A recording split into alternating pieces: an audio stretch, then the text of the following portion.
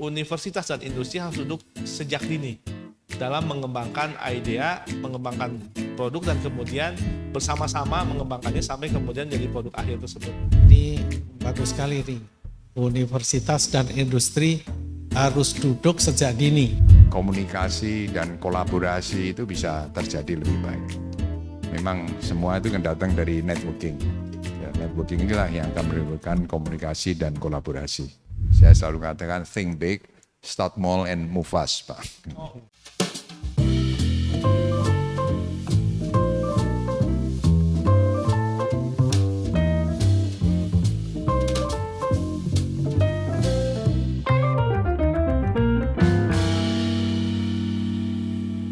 Selamat siang saudara-saudara sekalian, saya Profesor Budi Susilo, Guru Besar di Universitas Indonesia dan juga Ketua Yayasan Pendidikan Universitas Presiden.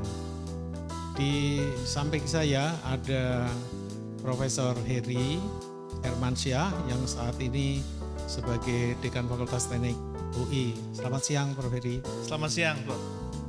Dan di samping kanan saya persis ada Bapak SD Darmono, adalah founder Jababeka, chairman di Jababeka, dan juga yang mendirikan Presiden University.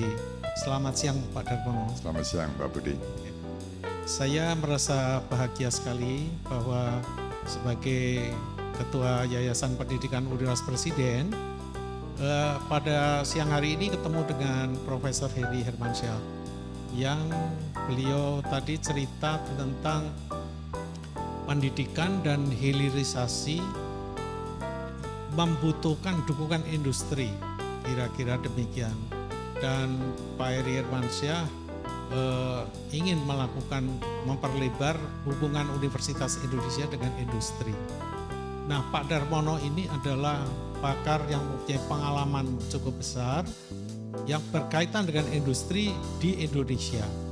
Nah, kita dengarkan nanti visi dan bagaimana beliau itu merintis industri Jababeka sampai akhirnya punya Presiden University dan akhirnya bergabung dengan Universitas Indonesia mau mengadakan kerjasama.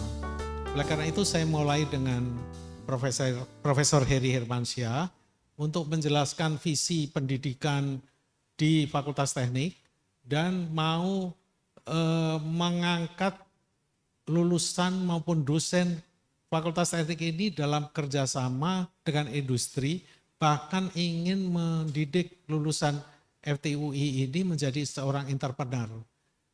Prof. Heri, sebagai seorang yang punya pengalaman di pendidikan dalam teknik kimia, silakan menceritakan tentang visi Bapak itu. Baik, terima kasih Prof. Budi. Saya baru menjadi dekan sekitar 5 bulan dan kemudian dalam periode 4 tahun ke depan ini kita ada penekanan di 3 value.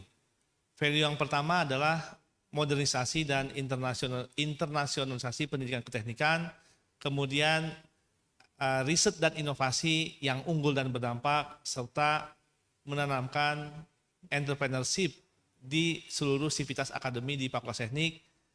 Dan dalam rangka mendorong riset dan inovasi yang unggul dan berdampak, kita mengembangkan beberapa strategi.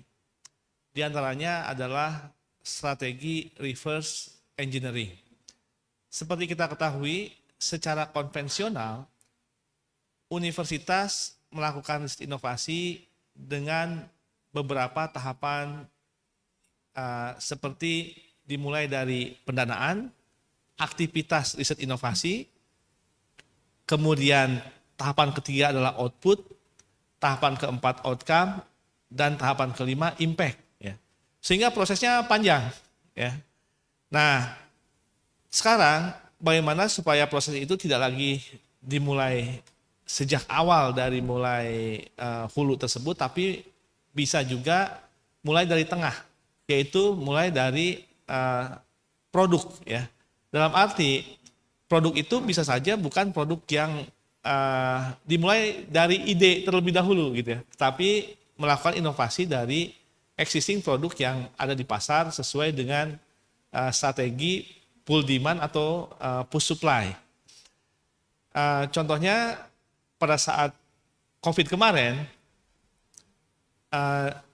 dibutuhkan berbagai produk untuk para pasien, diantaranya adalah ventilator.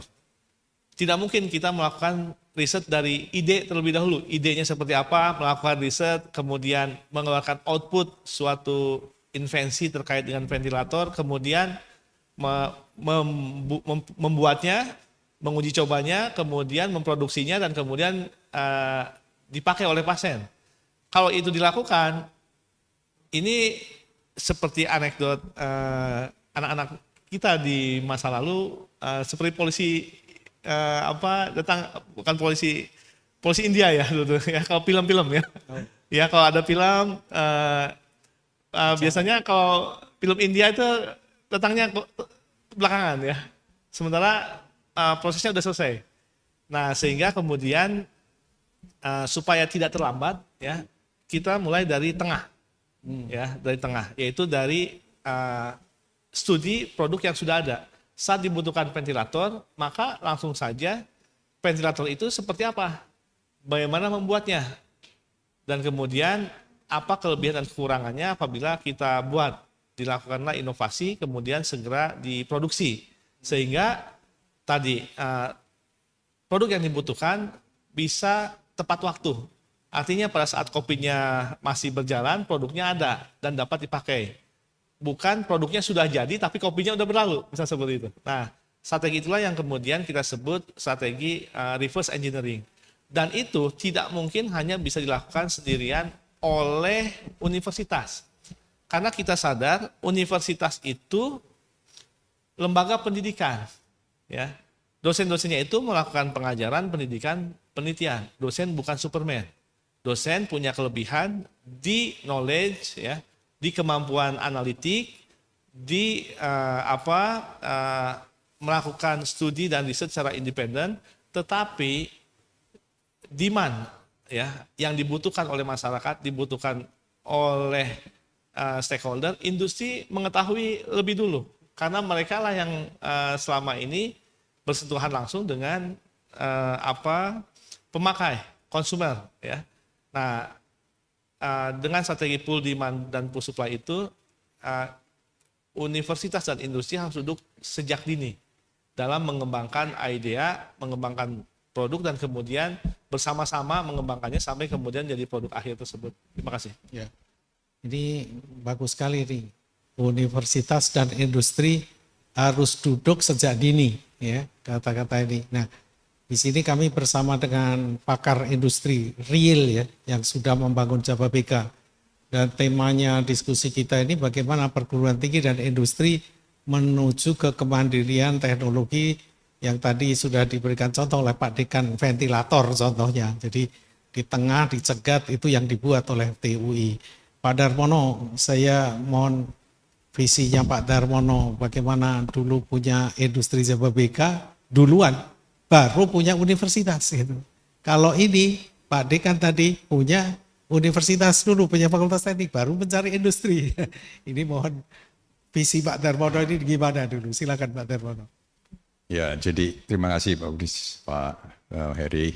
Terima kasih untuk kesempatan ini. Jadi memang waktu Jababeka didirikan itu merespon terhadap kebutuhan dari negeri ini, yaitu pemerintah waktu itu melihat bahwa kita tidak bisa mengandalkan hanya penghasilan dari ekspor komoditas, terutama minyak. Maka harus kemudian industrialisasi itu dipercepat. Nah, untuk mempercepat industrialisasi, kita harus berani mendatangkan investor-investor asing atau disebut Foreign Direct Investment, FDI. Maka pada akhir tahun 80-an, itu pemerintah menyatakan bahwa kita butuh kawasan industri yang bisa menarik investor datang ke Indonesia, merelokasikan pabrik-pabriknya yang sudah menghadapi masalah karena terutama tenaga kerja yang mahal. Dan juga melihat pasar Indonesia yang besar. Jadi Jababeka waktu itu mengadakan survei ke Thailand, ke Malaysia, Singapura, ke Jepang, Taiwan, kita melihat bagaimana mereka industri-industri itu bisa diberikan kenyamanan dalam usahanya, fasilitas apa yang perlu dibangun dan lain-lain. Nah, dengan itu kami mengusulkan kepada pemerintah bahwa yang dibutuhkan investor itu adalah sebetulnya one shop service. Tidak usah mereka harus beli tanah sendiri, cari tanah sendiri yang mungkin sengketa, terus kemudian perizinan yang juga bermacam-macam, terus sumber daya manusia dan lain-lain. Jadi kami berpikir harus ada satu peraturan dari pemerintah yang memberikan kawasan industri ini satu otoritas untuk bisa melayani dari A sampai Z terhadap investor tadi. Maka dengan konsep fully integrated industrial estate yang world class, itu kami JAWABK mengajukan ke pemerintah sehingga dikeluarkanlah satu peraturan bahwa swasta boleh membangun kawasan industri dan diharuskan memelihara semua infrastruktur fasilitasnya. Beda dengan real estate, perumahan, yang infrastrukturnya itu sesudah tanahnya habis terjual, harus diserahkan kepada Pemda, agar supaya pemeliharanya bisa diambil alih oleh Pemda dan yang merupakan pajak juga untuk Pemda. Tapi sebaliknya untuk industri, para investor itu menginginkan satu kepastian bahwa pemeliharaan itu berjalan terus dan mengikuti pertumbuhan zaman, mengikuti kebutuhan-kebutuhan teknologi, sumber daya manusia, dan siap untuk bersaing di kelas dunia. Itulah maka kita waktu itu 21 pengusaha di Jakarta yang mempunyai concern yang sama, bagaimana menumbuhkan ekonomi di Indonesia ini, kita bersepakat untuk membentuk konsorsium. Jadi dengan adanya konsorsium ini, maka kepercayaan pemerintah kepada JAWABK menjadi sangat besar. Dan juga kepercayaan daripada pelanggan dan juga para bankers. Maka dalam tempo singkat, yang tadinya diperkirakan 500 hektar di Cikarang itu bisa makan waktu 25 tahun seperti di Pulau Gadung, ternyata 3 tahun selesai terjual.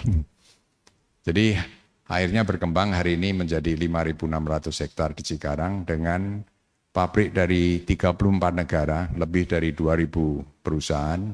Jadi ini sebetulnya merupakan contoh bagaimana kawasan industri itu bisa menjadi lokomotif pembangunan daerah tersebut dan juga transfer of technology, penciptaan lapangan kerja yang luar biasa besar dan cepat. Dan tentunya PDB yang sangat meningkat cepat juga. Nah, kemudian kaitannya dengan pendidikan, kami waktu itu merasakan betul bahwa tenaga kerja yang dibutuhkan oleh para investor tadi itu semua lini. Nah, kita tentunya waktu itu yang paling banyak jumlah tenaga kerja, mungkin sampai sekarang juga, adalah tenaga kerja yang bawah, yang unskilled dan juga mungkin belum cukup knowledge-nya juga, Pak Dekan. Ya. Jadi waktu itu terpikir bagaimana kita harus membuat sekolahan, universitas yang bisa memenuhi kebutuhan dari para pengusaha tadi. Saya mengadakan survei ke Singapura. Karena Singapura ini adalah benchmark yang paling baik buat kawasan industri. Karena mereka sebetulnya kan satu kota, Singapura itu kan satu kota yang dimulai juga dengan pembangunnya dari kawasan industri Jurong. Nah, kita belajar dari kawasan industri Jurong, bagaimana mereka itu kemudian berkolaborasi dengan politeknik yang dibutuhkan oleh para perusahaan pengusaha-pengusaha tadi. Tetapi ada masalah di mana rakyat atau masyarakat pada umumnya itu ingin memperoleh gelar S1. Sedangkan dari perusahaan-perusahaan inginnya adalah politeknik yang artinya mahasiswa-mahasiswa yang dididik secara praktis untuk bisa segera bekerja, punya keterampilan. Namun pasar pendidikan inginnya dapat S1. Saya selalu cerita bahwa tiap perkawinan itu gelar itu disebut. Tapi nggak pernah saya dengar bahwa anak saya D3 gitu. Ya kan? Nggak pernah ini. Atau anak saya manajer dari mana? Tidak pernah. Karena begitu bilang, oh ternyata lulusan SMA tapi menjadi manajer di Citibank misalnya, itu tetap kurang gengsi. Nah sehingga waktu saya lihat di Singapura itu, Singapura ini mendatangkan atau bekerja sama dengan pemerintah Jerman. Pertama dibangunlah namanya Politeknik Singapura, Jerman Singapura Politeknik. Nah itu dikasih oleh pemerintah Singapura, mereka itu tidak usah bayar pajak untuk mendatangkan mesin-mesinnya. Nah sesudah 2 tahun boleh dijual di pasar tanpa membayar pajak impor. Nah, jadi berarti tiap 2 tahun harus diganti mesin baru di dalam politeknik tadi. Nah dengan begitu orang-orang Jerman ini sangat senang karena mereka melihat bahwa lulusan dari politeknik akan mempromosikan mesin-mesin Jerman. Nah, ini buat Singapura jadi dengan murah membuat politeknik ya, karena didukung oleh kepentingan pengusaha yang mau berjualan mesinnya. Kemudian ditawarkan kepada Prancis, apakah mau di Singapura itu semua mesinnya Jerman. Nah Prancis bikin juga Singapore French Polytechnic. Terus ditawarkan ke Jepang, timbullah Singapore Japanese Polytechnic. Sudah belajar begini, Singapura gabungkan semua menjadi satu Nanyang Polytechnic sampai hari ini. Nah waktu itu saya datang ke sana tahun 94, berarti kan sudah hampir 30 tahun yang lalu ya. Itu Singapura masih Singapore Japan Polytechnic. Itu adalah yang udah menuju ke mekatronik. Ya, di sana sudah semua mesin-mesin mekatronik. Saya datang lagi tahun 2000 itu sudah Nanyang Polytechnic. Dan mesinnya sudah bukan mekatronik lagi, sudah robotik, sudah stem cell dan lain. Jadi udah menuju ke lihat-lihat. Tapi pembiayaan politeknik ini memang mahal sekali. Jadi waktu itu saya pikir tidak mungkin Jababeka sanggup membuat politeknik karena perlu 30 juta US dollars lah untuk bangun itu. Singapura 15 juta sendiri, 15 juta dari Jerman, Prancis dan Jepang tadi. Jadi sesudah itu saya pikir buat saja dulu yang masyarakat ingin masuk, yaitu universitas. Maka kita usulkan waktu itu kepada Menteri Pendidikan Pak Yono Sudarsono yang kemudian bersedia sesudah tidak menjabat menjadi pendiri dari Presiden University Foundation ini. Jadi waktu itu kami ingin membuat satu konsep baru. Saya sampaikan ke Pak Yono bahwa Pak kita harus ada benchmark baru di Indonesia mengenai universitas ini yang harus lain dari yang lain, di mana bisa menampung aspirasi masyarakat tapi juga bisa memenuhi kebutuhan pasar. Maka ini sebetulnya Presiden University itu didesain kombinasi antara S1 dan D3. Jadi diharuskan mahasiswanya itu praktek. Kebetulan ada ratusan pabrik di sana, ribuan sekarang.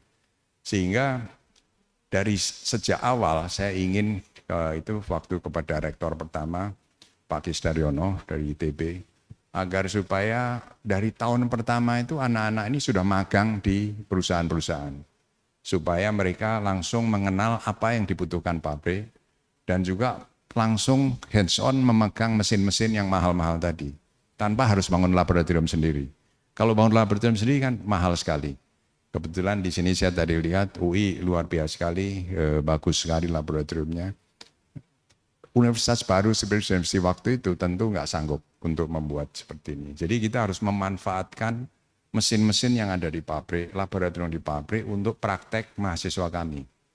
Nah dengan begitu terjadilah kerjasama yang baik. Tapi peraturan tidak mengizinkan untuk magang dari tingkat 1. Yang diizinkan mungkin waktu itu 6 bulan.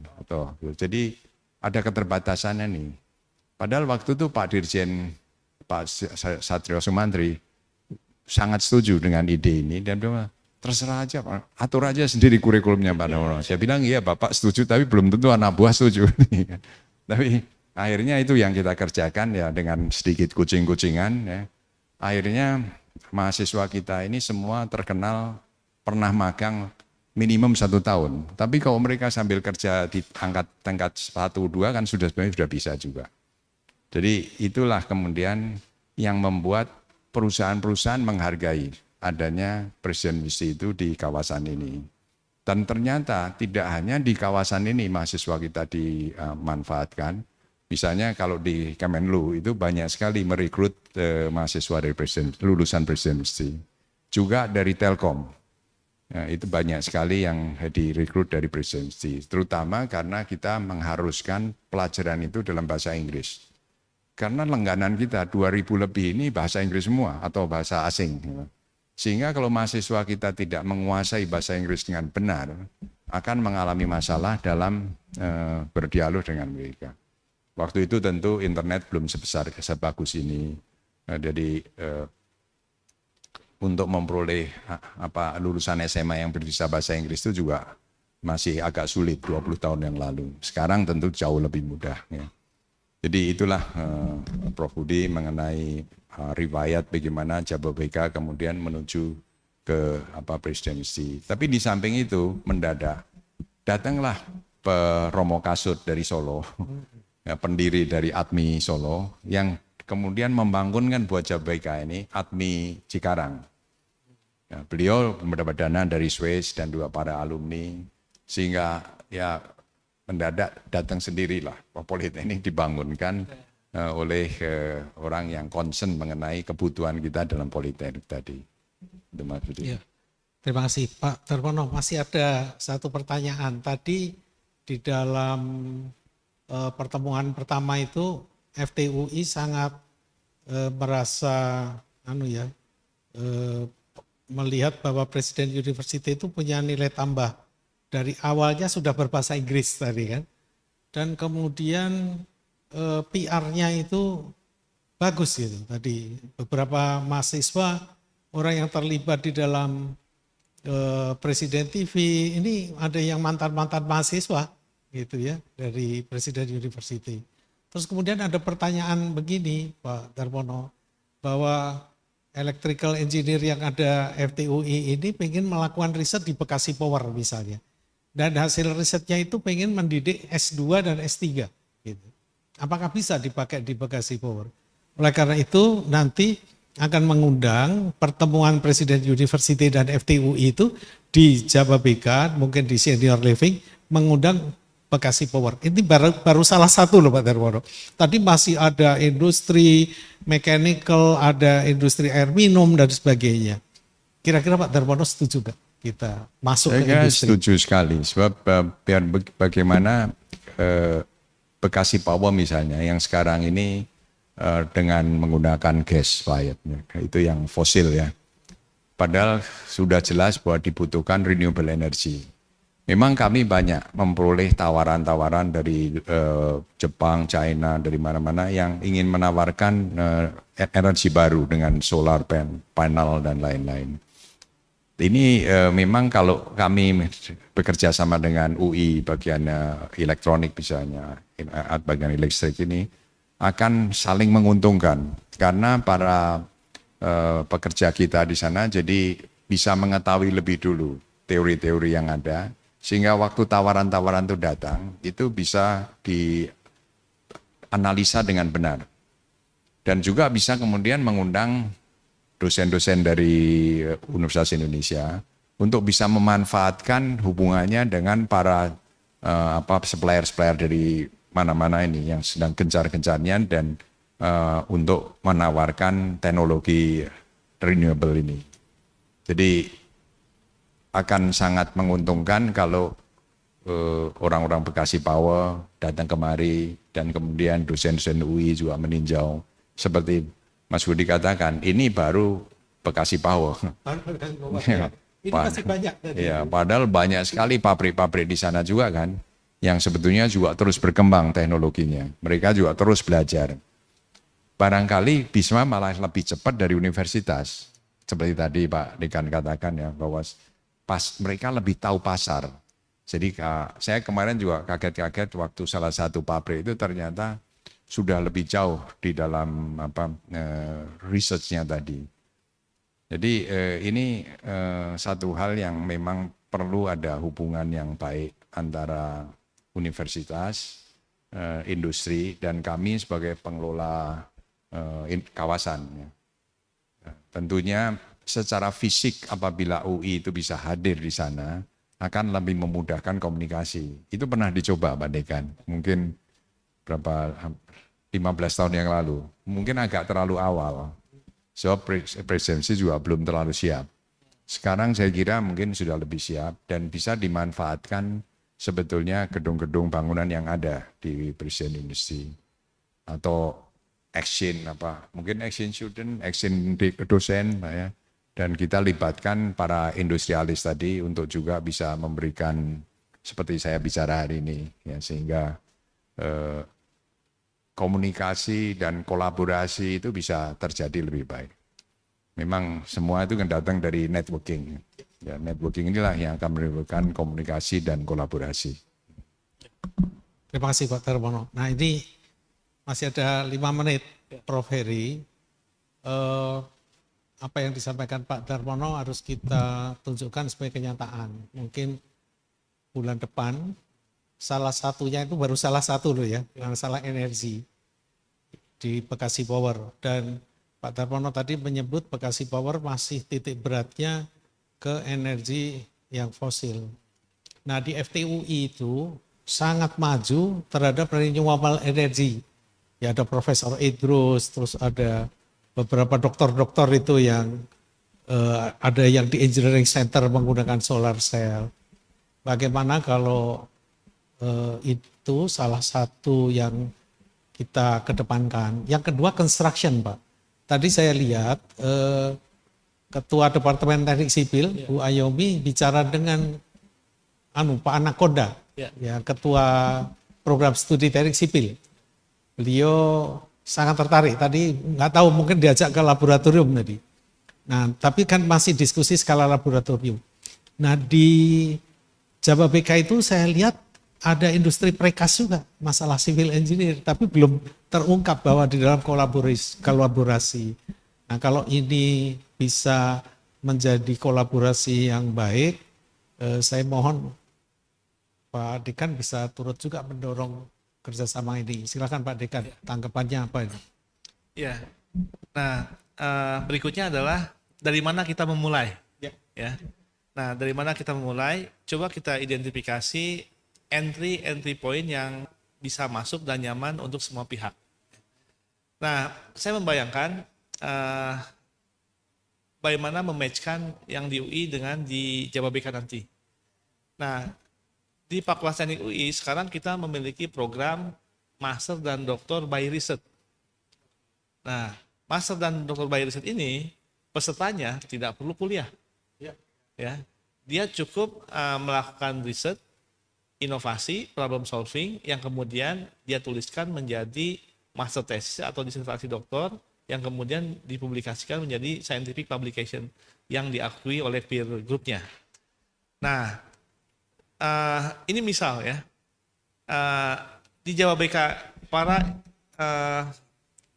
insinyur yang bekerja di Jawa BK, mungkin mereka sudah punya S1 misalnya, kemudian mereka ngambil S2 di Fakultas Teknik yang by research, sehingga mereka tidak perlu kuliah ke sini di bidangnya mereka. Problem yang atau tadi topik dari master tesisnya adalah sifatnya bottom up dari problem yang ada di Jawa BK yang kemudian diselesaikan melalui studi master tesisnya. Nah, sehingga ada hubnya adalah mahasiswa S2-nya. Mahasiswa S2 ini bekerja di Jawa BK, ada keterlibatan pembimbing tadi doktor, profesor dari Fakultas Teknik, ada pembimbing dari industrinya, direkturnya, dirutnya, supervisinya, GM-nya atau siapapun yang dianggap expert di bidang itu dari perusahaan tersebut ataupun yang terkait di Jawa BK. Dan dengan kolaborasi tadi profesor doktor dari FTUI, mahasiswa insinyur yang bekerja di Jawa BK, supervisi expert yang ada di Jawa BK, kemudian membuka akses grup akademik dan industri ini bisa mengakses semua fasilitas yang ada di Fakultas Teknik, bisa mengakses industri yang ada di JBPK. Nah, sehingga hasil master tesisnya tidak lagi menjadi output berupa hanya buku yang di perpustakaan, tetapi berisi konten-konten yang kemudian nanti diaplikasikan di JBPK-nya. Saya melihat misal contoh L'Oreal dulu. 2016 pernah ke sana ke L'Oreal Prancis saat itu. Mereka sebagai perusahaan misalnya terkait rambut dan kulit gitu ya. Mereka yang mengetahui demand dari konsumernya, pasarnya. Tetapi untuk menjawab demand itu mereka tidak bisa melakukan sendirian oleh L'Orealnya. Mereka berkolaborasi dengan universitas, riset institut di seluruh dunia. Mereka bukan lagi skupnya Prancis. Di seluruh dunia, expert, profesor, doktor, riset institut di seluruh dunia itu mereka kolaborasi. Hasil dari R&D itu kemudian masuklah ke R&D-nya L'Oreal dan kemudian dikembangkan lebih lanjut, uji klinis dan lain-lain terkait rambut dan kulit, dan jadilah produk-produk yang beredar di pasar saat ini. Nah, model seperti itulah yang di kita ini kurang. Universitas sibuk dengan bisnisnya sendiri, ya, di dalam kampusnya. Nah, sekarang kita beruntung ada Pak Darmono ini, ya, yang kemudian bisa menjembatani dengan JBPK. Di JBPK itu ada industri apa saja yang kemudian memiliki case-case tadi yang mungkin tadi membutuhkan tadi para peneliti, para inventor, para dosen yang ada di Fakultas Teknik ini yang bidangnya memang keahliannya menukik ke sana gitu. Sehingga kemudian hasil kolaborasi ini betul-betul mutual benefit ya bagi industri problem solver, bagi universitas juga tadi ada pengembangan dapat mahasiswa, pengembangan expertise baru, dan bagi nasional ini juga pada akhirnya memberikan tadi dampak-dampak yang signifikan untuk pertumbuhan keekonomian pada ujungnya. Terima kasih. Pak Dekan, ini sekarang sampailah kita pada closing statement ya. Jadi 2 menit closing statement untuk melakukan kolaborasi sinergis antara Universitas Indonesia dengan JBPK Industri untuk kemandirian teknologi. Apa yang Bapak harapkan, Pak? 2 menit.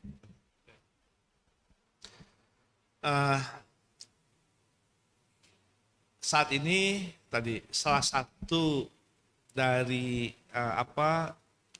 implementasi program supaya Fakultas Teknik ini bisa unggul berdampak, diantaranya kita akan membuat di dalam kampus itu Entrepreneur Club Fakultas Teknik UI. Entrepreneur ya? Entrepreneur Club.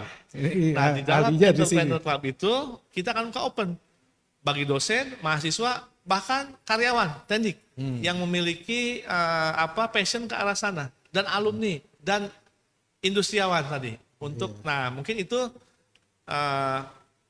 bisa menjadi hub dari dalam kampus ini yang kemudian bisa mengakselerasi dengan karakter-karakter yang bisa langsung match dengan karakter industri tadi. Karena kadang karakter di kampus ini kan dosen tuh kalau piramid itu kayak predator tuh puncak predator gitu kan gitu ya. Sehingga perlu dalam bekerja sama berkolaborasi memerlukan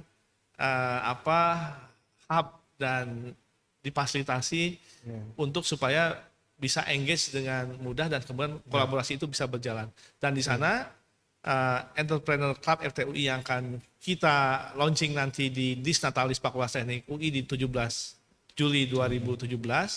Nah, kita mungkin mohon bantuan Pak Darmono untuk menjadi mungkin salah satu coaching mungkin ya, atau memberikan insight. Ini orang-orang kampus nih pintar-pintar nih misalnya, tapi supaya juga bisa melihat demand dari pasar, demand kebutuhan industri seperti apa, sehingga dia melakukan riset tidak hanya riset untuk riset, tetapi riset yang kemudian bisa memberikan dampak yang luas bagi masyarakat. Terima kasih Pak Profesor Heri. Sekarang terakhir pada Pak Dr. SD Darmono, apa harapan Bapak dalam kolaborasi industri dan perguruan tinggi, khususnya UI ini, Pak Darmono? Saya kira kita perlu mempunyai chemistry yang baik dulu. Dalam hal ini Jababeka mendukung adanya institusi pendidikan presidensi ini. Nah, saya juga pikir mestinya di UI ini juga ada kan business arm-nya. Nah, mungkin business arm-nya ini ada satu yang buka, satu yang PT khusus untuk menangani hal ini.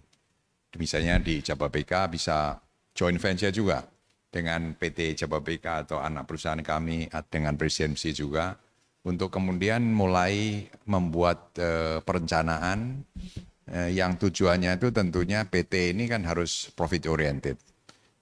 Sehingga harus bisa memberikan dividen kepada para pemegang saham. Nah, disitulah pendidikan entrepreneur tadi bisa berjalan dan bisa diidentifikasi apa yang dibutuhkan oleh pabrik, apa yang dibutuhkan oleh universitas-universitas, sehingga bisa timbul kemudian bermacam-macam hal, termasuk startup companies. Sebab ini masalahnya adalah sumber daya manusia lagi. Kalau aset yang ada di sana itu besar sekali. Pabrik-pabrik juga banyak yang produksinya itu belum full kan. Jadi punya banyak idle asset. Jababeka juga punya banyak idle asset. Nah, yang kurangan kita ini adalah empowerment. Di Indonesia juga, Indonesia ini terlalu banyak idle asset pulau-pulau yang belum dikerjakan. Dan empowerment ini penting. Dan empowerment ini harus sebetulnya kerjasama dengan industri. Nah, ini mungkin satu hal yang baik hari ini kita kalau Pak Dekan sepakat mungkin segera aja dibentuk satu PT untuk bisa melaksanakan ini. Saya selalu mengatakan think big, start small and move fast, Pak. Iya, think big, start small dan move fast. Iya. Baik, terima kasih Pak Darmono dan Profesor Heri. Dalam closing statement-nya ini ada dua yang sinergis ini. Pak Heri akan membentuk entrepreneur club dari FTUI. Pak Darmono menjawab bentuklah PT. Bahwa kita memang benar-benar praktikum di dalam entrepreneur. Nah, saya punya kata-kata yang selalu saya ingat dari Pak Darmono. Saya kadang-kadang ketawa sendiri. Mau belajar berenang tapi tidak punya kolam berenang. Jadi teori terus begitu. Sampai S3 teori berenang tapi tidak pernah berenang. Nah, itu juga bahaya. Jadi disinilah pertemuan antara Profesor Heri dan Dr. SD Darmono di dalam membicarakan sinergi antara perguruan tinggi dan industri menuju ke kemandirian teknologi. Saudara-saudara, demikianlah perbincangan kami dengan dua pakar ini. Satu adalah pakar di bidang teknologi, pendidikan teknologi di Fakultas Teknik Universitas Indonesia, pendidikan elit untuk engineering, yang dulu merupakan cikal bakalnya tahun 64 diadakan embrio di Universitas Indonesia.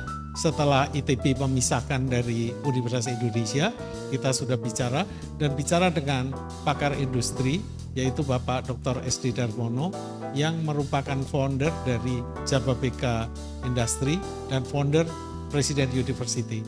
Sekian, terima kasih, sampai jumpa dan selamat siang.